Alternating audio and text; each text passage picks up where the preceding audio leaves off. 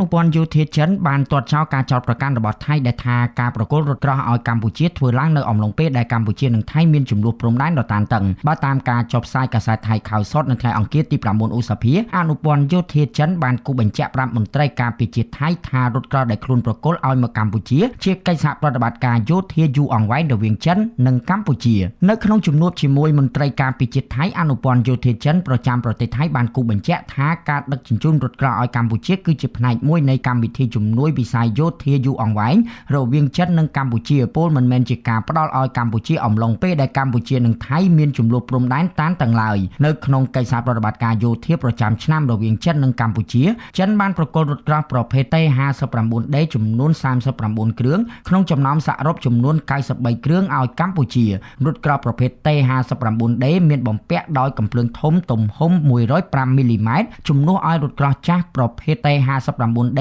ដែលបំពាក់កាំភ្លើងទំហំ100មីលីម៉ែត្រកាសែតថៃខោសតបានអះអាងថារថក្រោះថ្មីប្រភេទ T-59D ដែលកម្ពុជាទទួលបានពីចិនត្រូវបានរចនាឡើងដោយប្រព័ន្ធការពារទំនើបជាងមុននិងមានប្រព័ន្ធទប់ទល់នឹងគ្រាប់រ៉ុកែតប្រឆាំងរថក្រោះការចេញមកបំភ្លឺរបស់អនុព័ន្ធយោធាចិនប្រចាំប្រទេសថៃដូចនេះធ្វើឡើងក្រោយពេលដែលយោធាថៃបានអះអាងថាចិនបានប្រគល់រថក្រោះឲ្យកម្ពុជាអំឡុងពេលប្រទេសទាំងពីរកំពុងមើលមុខគ្នាមិនចំក្នុងចំនួនព្រំដែនភាគីថៃបានអះអាងទៀតថារថក្រោះទាំងនោះកំពុងចល័តទៅកាន់តំបន់ព្រំដែនជាទីដែលកម្ពុជានិងថៃកំពុងមានចំនួនយ៉ាងស្រួយស្រាលតែនៅព្រឹកថ្ងៃពុធទី10ឧសភានេះអ្នកនាំពាក្យក្រសួងការពារជាតិថៃបានក្រឡាសម្ដីថាគ្មានឡើយជំនួបរវាងមន្ត្រីអនុព័ន្ធយោធាចិនជាមួយនឹងមន្ត្រីក្រសួងការពារជាតិរបស់ថៃតែថៃបានទទួលស្គាល់ថាការិយាល័យអនុព័ន្ធយោធាចិនធ្លាប់បានជូនដំណឹងដល់ខ្លួនអំពីការផ្ទេររថក្រោះ T-59D របស់ចិនមកកម្ពុជាដែលជាកម្មវិធីផ្គត់ផ្គង់ឲ្យកម្ពុជាតាំងពីមុនពេលមានការប៉ះទង្គិចគ្នាតាមព្រំដែនថ្មីៗនេះទៅទៀត